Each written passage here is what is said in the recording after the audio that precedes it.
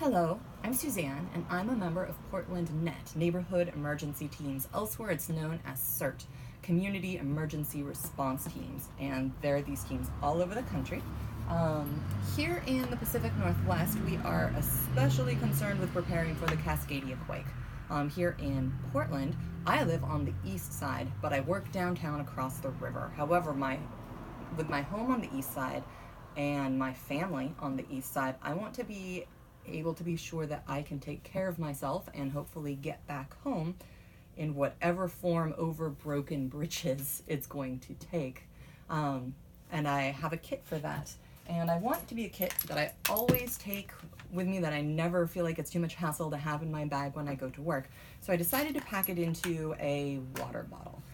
I was inspired a lot by the works of Cody Lundeen, who wrote 98.6 Degrees, The Art of Keeping Your Ass Alive, and When All Hell Breaks Loose, Stuff You Need to Survive When Disaster Strikes. This one is a more long-term city-based one, and that's very useful, but his basic principles in 98.6 about how it's about keeping your body temperature up, or keeping it at 98.6, not too high, not too low. You don't need to worry about food. You need to worry about staying hydrated and not exposed to the elements and not overexerting yourself. And he goes into detail about that. One of his main principles for the items that you want to carry with you, he says that you should be inexpensive and easy to acquire and multi-purpose. So I followed all those recommendations. I got a water bottle at the thrift store. I have an inexpensive compass that I stuck on the top. Here, I have an emergency whistle. If there is an earthquake and you hear me whistling, please come right away and dig me out. I also have one on my lanyard at work for that exact reason. I have a small flashlight that is on here just attached to the top. One of the things that Cody recommends is cotton balls that are coated just the outside in Vaseline. He says that they're useful for lubricating things you need to move. It's also good for a skin treatment, but most importantly, it's a potential fire starter. It really depends on the time of year whether fire is a terrible idea or a really necessary idea, but I figure I have those and they are multi-purpose. Another thing I have in my kit is hand warmers. I figure I'll just end up using one at a time, but a hand warmer, I've found that like at a protest when it's cold and rainy, they make all the difference. And if I've gotten across the river and I am walking home at night, I think a hand warmer will be really bring the morale up and hopefully keep my fingers from being too numb to operate. The next thing Cody recommends is dental floss. He says to cover it in a little bit of plastic so that little particles don't get in and weaken it, but he says that for cordage, you get a tremendous amount of length and strength in a really tiny amount. So you just take it out of the dispenser and wrap it in some plastic and you're good to go. So if I need to tie something together, dental floss will hold decently well. I am kind of a Cody acolyte apparently, because Cody says that it's a really good idea to have plastic bags for multiple reasons, but one of them is for carrying water and for skimming water from places you might not otherwise be able to get it. It's very useful. So I've got one of those. I have a bandana. They also have multiple purposes for sweat, for filtering water, potentially as a bandage or as a sling, for signaling because it's bright orange. I picked that so it would stand out. Apparently after an emergency, you see a large scale one, you see a huge drop in crime. It's almost nil because everybody is eager to help everyone else.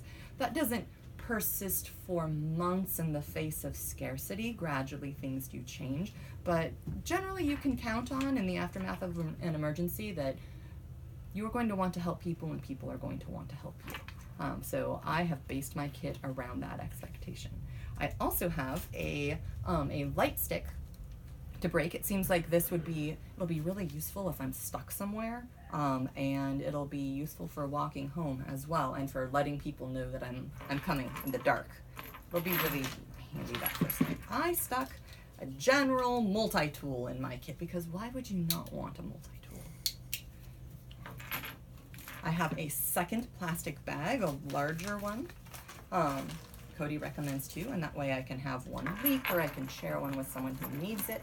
I'm going to get to the stuff that I would actually probably use first. I have a waterproof layer. I have one of those dollar emergency ponchos to go over whatever it is I'm wearing. As a general rule, I try to bring one extra layer more than what I would need when I go to work, so that if I had to sleep there, because I could not get back across, that I would be reasonably comfortable.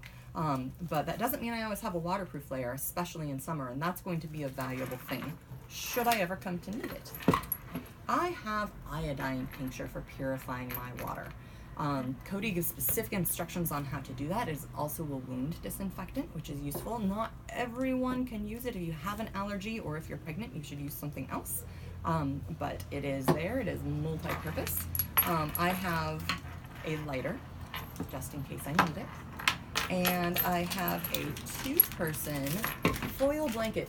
Not only am I a very generous person, but I get cold easily, and I feel that it would be smart as well as kind to be able to accommodate an extra person with my foil blanket. So I got a large one. It gives all the emergency survival instructions on the other side. Cody recommends that you get all of your gear out and try it out and see it, and I think that's really good advice, but it's not good advice for your survival blanket if you ever want it to fit back in here. This is the second one that I have purchased, because once you have unfolded it, it never folds up into this tiny bit again. I also have duct tape wrapped around the bottom of my kit, because duct tape is good for everything. I've had to replace it once. It starts to deteriorate.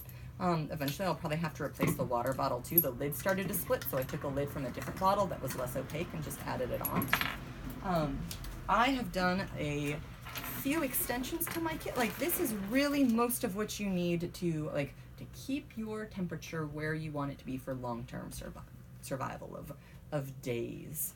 But I also, in my plans, expanded to 3 other things. One, because I wear glasses, I have an extra pair in my bag that I always carry, and specifically a pair that's the kid kind that is has all like the bendy hinges and things, so it doesn't break easily. So hopefully, even if these break and even if this glasses case breaks, I'll have frames that I can wear and at least one good lens to hobble around with, which is going to be important for me.